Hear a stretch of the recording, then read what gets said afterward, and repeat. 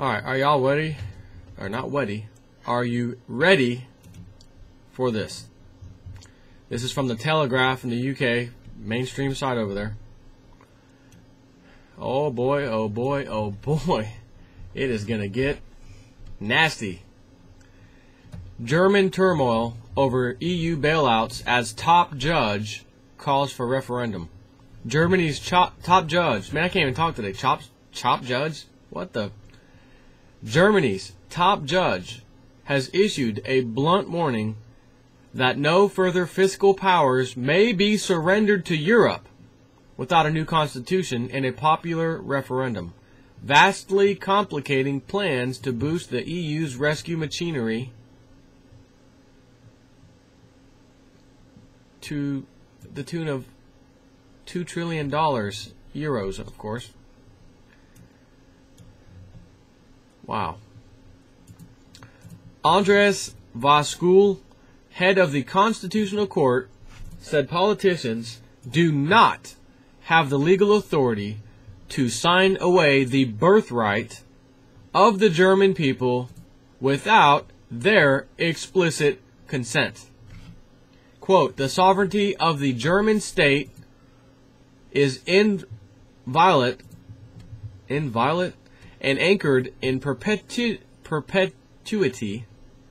by basic law. It may not be abandoned by the legislature, even with its powers to amend the Constitution, he said. Quote, there is little leeway left for giving up core powers to the EU. If one wants to go beyond this limit, which might be politically legitimate and desirable, then Germany must give itself a new constitution. A referendum would be necessary. This cannot be done without the people, he told newspaper. I don't even know how to pronounce that. I'm not even going to try it because I'm butchering even basic kindergarten words right now. So I'm not even going to attempt that one. The extraordinary interview comes just days before the Bundestag votes on a bill to revamp the EU's 440 billion euro bailout fund, known as the EFSF, enabling it to purchase EMU bonds preemptively and recapitalize banks. Tensions are running high after it emerged over the weekend that officials are working on plans sketched by the U.S. Treasury, of course, and the European Commission to leverage the firepower of the EFSF to 2 trillion euros in conjunction with lending from the European Central Bank. Wow. Wow, wow, wow, wow, wow. Someone quoted here, a new multi-trillion program is being cooked up in Washington and Brussels while the wool is being pulled over the eyes of the Bundestag and German public. This is unacceptable, he said. So, when I mentioned the other day after reading the Webbot report, and I told you about a little section regarding markets, economies, generally speaking, the world going to crap, so to speak, in October, and it basically referred to the word October and just totally respelled it to Shocktober. So every reference in that particular several paragraphs or whatever of the report kept referring to October as Shocktober. Now granted, we are at the very, very end of September, and we just had a taste of it with the stock market dumping pretty heavy duty, gold and silver also dumping heavy duty. And again, it looks like today, after everyone has now complied with the new 16% margin increase on silver, and all the contracts are gone, this is the new bottom, at least from what the signs that I'm looking at say. So I'll mention it 1,000 times, and I'll make this 1,001 times. I only had one lifetime opportunity to buy at $10 an ounce, and I took good advantage of it. Met my goal of what I wanted there afterwards, a little while afterwards. Since then, with extra money, whatever, I've been buying silver too, and decided, well, I'm going to make a new goal because silver's not at this extremely high level yet. I'm going to go ahead and buy some more. So I bought some more. Not necessarily pass it. I surpassed it by about 8 ounces of my goal, so I have 8 more ounces on top of my goal. That's my second goal. So now we have $30 silver, Again, it crashed to 26 last. Well, I'm not gonna say crash because the last 3 days it's been going down $5. $5 Thursday practically, $5 Friday practically, and today, late last night, $26 was the low, jumped back up to 29 and ended around $30 today. We had basically a $5 move, 35 and some change. So, or excuse me, $30 and some change. And so I've mentioned that 1,000 times already, so I don't need to go back into that. But as you can see, this just explosion of down, and then it's going to explode to up, and then whatever the new high is, it'll explode down a little bit. There is a potential to play this right, and maybe you'll see the next move $75, and then it goes down to maybe 50, and they push it down, and then 50 is the new low. But then again, maybe not, because all it takes is some little crisis or turmoil to throw this whole entire thing upside down on its head and just have a panic run on gold and silver, physical gold and silver in people's possession, which then means it doesn't matter about these little explosions up and down, volatility. It doesn't matter. It's just a panic run to own gold and silver, which, by the way, the webbot said would be a fact here shortly. And those several things that will be wanted greatly. And what the word I think that was used was like a panic to own gold, silver, food, medicine, and then it also said and a couple other things, other commodities that it just didn't have a name for, and a couple other things. That's it. All other things that you might think is important or that you would have thought would have gone up too, apparently isn't. At least not right now anyways. So this is just incredible. This judge is basically just told them, stop. I am the judge. Basically like our Supreme Court saying, stop America. Stop Obama. You can't pass this health care. It's entirely unconstitutional. Stop Federal Reserve. You can't bail out these banks in other countries. Stop, stop, stop, stop. And then what happens? Well, we can't stop. This is musical chairs. We can't stop the music or the whole thing goes kaput. So now if this is forced or even delayed, in other words, okay, now we got to fight it in court. It's going to take 6, 8 months, a year, whatever, for the German politicians to fight the court somehow and come to some conclusion. They don't have 6 months, 8 months, a year to put this through. They need it now to get that one last sugar high of cash influx to the bankers and the big mega corporations who basically are a part of that system, whatever you want to call it. We used to have the word military-industrial complex, which is true, but as part of that, we have the banking / central banker, too big to fail industrial complex mixed in with the military-industrial complex. So if this even delays what Germany was just, like I said, they're just fixing to vote on this and get this going because they need that $2 trillion, and then all of a sudden it's and the judge stands up, no thank you, have a nice day, unconstitutional. If you want to do that, you have to have a complete wiping out of the old constitution, create a new constitution, and by the way, the only way you can do that is by the people. Not you guys voting, you little bozo politicians, scumbags, the people.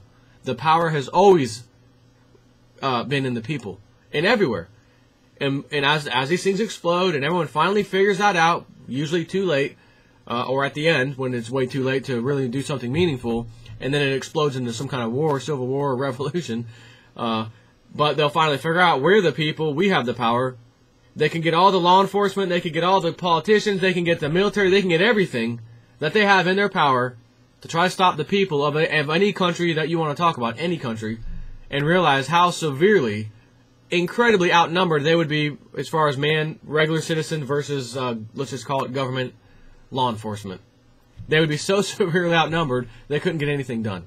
So, at the end of these cycles, I always talk about these cycles that end, we're in the grand cycle of all cycles ending, the people will take that power back by saying, step out of office, we want to hire someone else in your place, basically, we want to vote someone else in, only to find out that they voted someone else in who was just exactly like that guy who was his replacement, and they'll have to come to the conclusion that I'm going to have to physically grab these bastards and pull them out, physically, and they'll be so scared or terrified if they don't listen because people will get violent on them that they'll just start quitting automatically.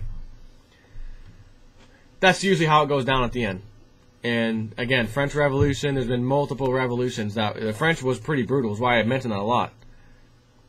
And even while it's going on, these politicians still thinking they had some kind of power or something, like, They had some kind of power. You only have power when someone else is willing to relinquish theirs for you.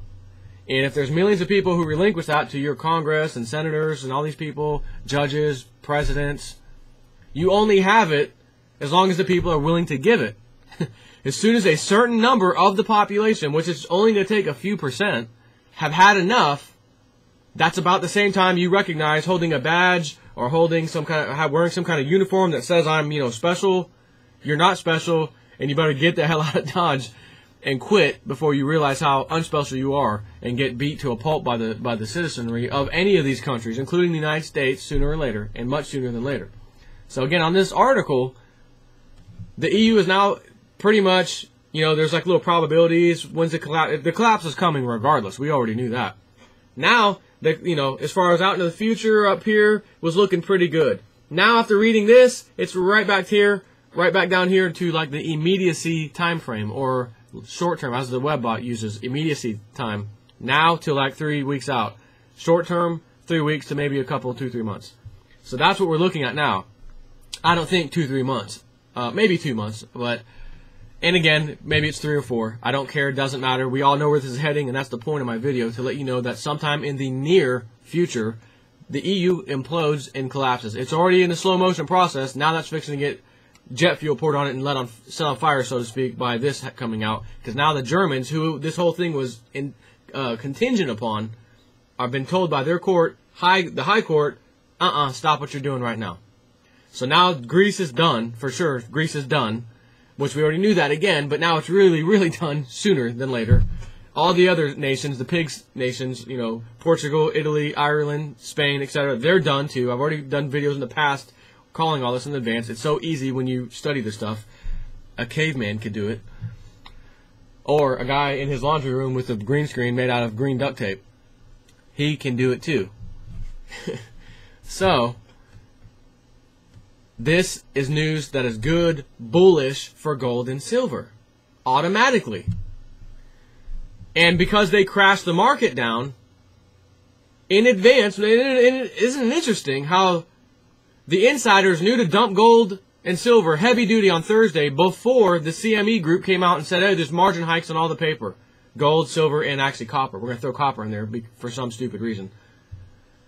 And then they come out Friday and say that when there's a more massive sell-off Friday, 16% down on silver.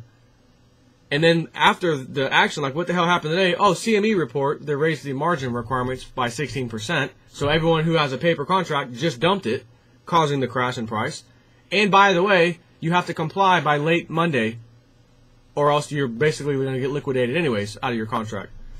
And everyone already knows, if I hang in there and come up with the extra funds just to keep my contract because they raised it 16%, you're sitting on death because you're going to get destroyed when everyone else around you is dumping their contracts. It's like a stampede of buffalo. They just, 2 of them start running, the rest of them start running. Hey guys, what the hell are we running for? Oh, I don't know, I just feel like running. Oh, and then they settle back down and they start eating on some grass and stuff. The eating on some grass and stuff is going to be you and me seeing silver going back up to where it belongs. $40 before we know it. Back to $50 before we know it. Sooner rather than later. And then from there, as Lindsey Williams said, who is 100% accuracy, the elitist friend of his, oil executive, retired oil executive, told him the next move where they want silver to be is $75 to $100, somewhere in there.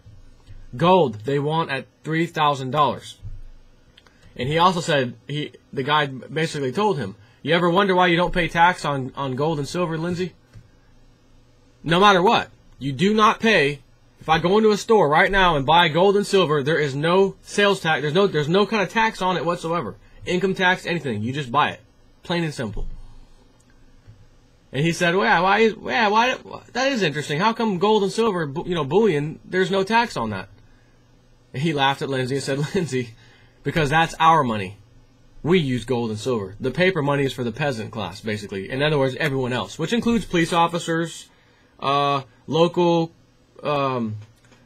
commissions, and, local government, state government, all the rest of them. Everyone else uses paper. The elite, the way up here elite, at the top of the pyramid, so to speak, sure, they have to use paper also, but they've got a massive stash of gold and silver, as he said. And that is why there was not any tax on there. Now notice, during the financial crisis when they did the Dodd-Frank Act, they actually tried to pass a law in which they could tax people for when you go to like a coin dealer or whatever and sell your gold or silver to them. They would have to tax it, kind of like I guess for the IRS, and then send in the whatever the tax was based off of that, because it's as if you had an investment. So someone has to pay it. It has to be logged. I don't know if the coin dealer was going to pay it. I think it was just a matter of them logging it, and then you, of course, you better file it with the IRS because that coin dealer is going to. So you have to pay taxes on it as if it was retirement or some kind of 401k. That got scrapped, and I thought originally, and someone may have to correct me on this because I don't have time to look it up right now, but they were trying to implement it right away, and then it got like postponed to say, well, it doesn't, whatever it is, it doesn't take effect until the year 2012 sometime. But then I could have swore that it just went away, like they're still not going to do it and they're going to leave it the way it is, which means if you go and sell bullion, gold, silver, coins, whatever, to a coin dealer or really to anybody, technically speaking, if the transaction is over $10,000, they have to report to the IRS, and clearly you're going to have to pay taxes on it if the IRS knows you just sold something worth that. Or you're going to have to come up with receipts that say, well, I bought the same thing that I sold them for $10,000 and I have a receipt. So I actually didn't make any money at all. I completely broke even. And here's my paperwork that shows I bought this from some guy named Bob Smith on last year. Oh, okay. You could do that. But you could also say, well, I'm just going to go to the coin dealer and unload $9,000 worth of coins today, and then go to another coin dealer down the street or in the next city, unload $9,000 that day on him, have your wife, maybe you have kids that are 18 or older or whatever that could do this. Everyone, I'm going to go in the store first. I'm going to sell something. I'll be right back. Okay, I'm back in the car. Honey, you go inside and sell $9,000. Okay, she's back. Son, Junior, whatever, get in there, sell $9,000 worth. You just cleared $9,000 3 times. So now you can go home or whatever you plan on doing for the day, and chances are they're not going to give you cash. They'll give you a check, which the one around here does to me every time I sell something to them. And at least in the past, I haven't been there in a while. But get a check from them. Oh, his bank's right over across the street. Cool. I go into the bank. Sir, do you have an account with us? No, I don't. And I don't want one. Okay, we're going to have to charge you $5. They look at me like it's going to hurt. We're going to have to charge you $5. Is that okay? Let me think about that. I didn't pay any kind of tax or yeah, actually that's really okay. That's really, really, really okay. Oh, glad. Actually, do you need a tip? Do you want a tip? You do? Okay. Would you like dollars? What I would do is this. Would you like $5 tip or would you like a 50-cent tip? I'll take $5 cash, please. Of course. Oh, okay. Because I was going to say, if you here's your $5 tip. Because I was going to say these are 1964 quarters. Actually, one's yeah, both of them are 64s. And that was the last year they put silver in the quarters and dimes. And this is actually worth like, well, not today's price at $30, but recently it was worth $8 a piece. So it's actually $16 that you could have had. I know it says 50 cents, but it's actually $16 because of the silver value. And by the way, this was like worth $3 and some change, a dime, just recently. And even right now with $30 silver, it's still probably worth like $2.50 or something. And these are probably worth like $5.50, $6, I'm not sure. A freaking quarter? Are you kidding me? So, as they said back in the 60s, when a dime paid for a gallon of gas, 10 cents for a gallon, today, almost, very close. And again, recently, when it was $3 for this thing, you could just about, pretty much, if you shopped around anyways, closely, you could have just about got a gallon of gas for the same dime. The same dime in 1960s bought a gallon of gas. And today, the actual same dime, minted at that time, 1964, can still buy you a gallon of gas. In today's crazy inflated, or not in crazy, crazy inflated market of gas and commodities and everything else, food, everything that we need, of course. So, had to share the story with you.